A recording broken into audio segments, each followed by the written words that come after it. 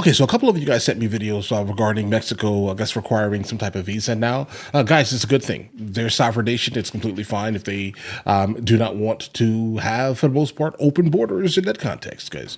It's completely fine. I don't really see too much of an issue in at least thinking about it, unless there's some type of, new information here. But we'll definitely check this out. Let's jump into it immediately.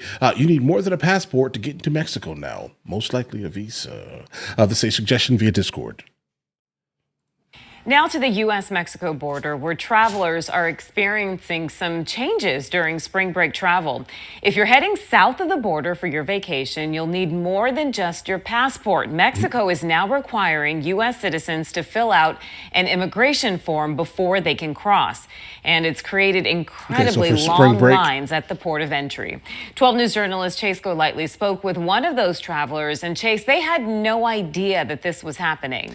Caribe, this process is not new, but Mexican immigration authorities are now strictly enforcing it, leaving people waiting hours to get into Mexico and having to pay. That's fair.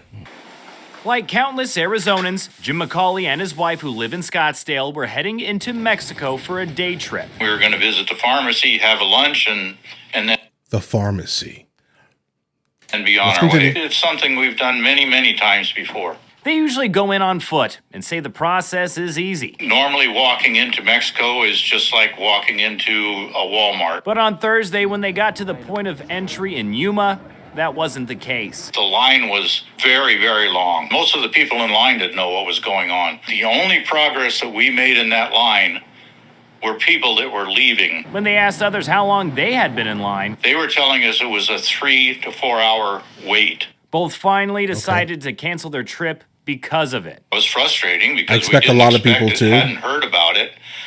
It's for us, it's a 3.5 hour trip down there and back. The reason for the long wait, U.S. citizens traveling into Mexico not only have to bring their passport, but now must obtain a travel visa, according to the Mexican consulate of Phoenix, a form most Americans don't know about because Mexico hasn't strictly enforced it until now. That's what was taking so much time, as far as we could tell. The consulate says it's to make tourists comply with the requirements and for safety. You can fill it out at the port of entry or online. To find it, go to the Mexican Consulate of Phoenix website, click on this link called Visa para Personas.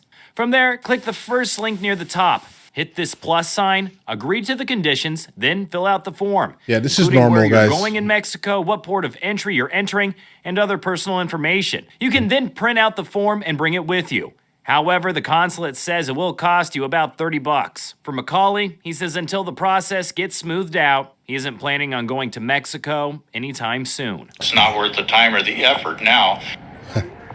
Okay, wow. All right, so obviously I think we all know why this is happening, guys. We've basically been crucifying, for the most part, Mexico for not, aiding or assisting in the southern border by any means, just allowing gigantic convoys to just walk through their nation. You know where they're going, but you're not stopping them. So we've basically been saying this now for a couple of months now, since Trump has been in office, the threats of tariffs and all these other things, guys.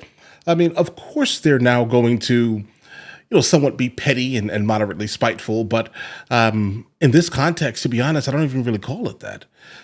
I think I can kind of see both sides in this instance here.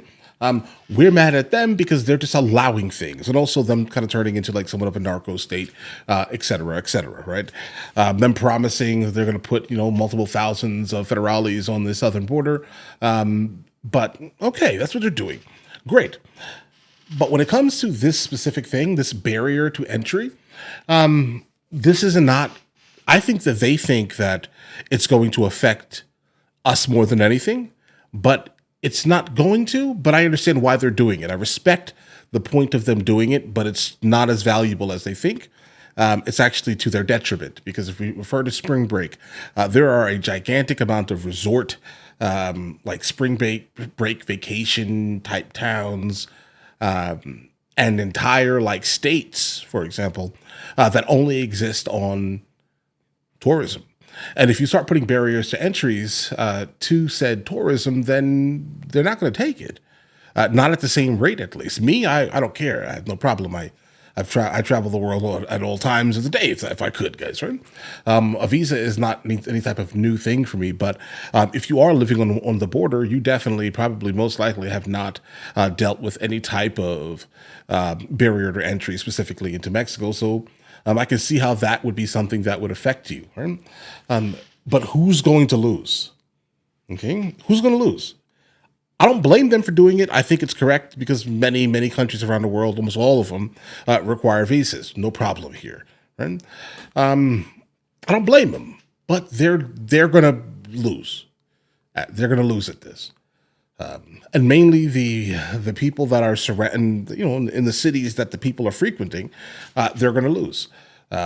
More so than the government. The government is not going to, give any of that $30 to the people who are now losing money from Americans choosing not to go because it's a gigantic line. They're not going to do that. So who's losing, guys?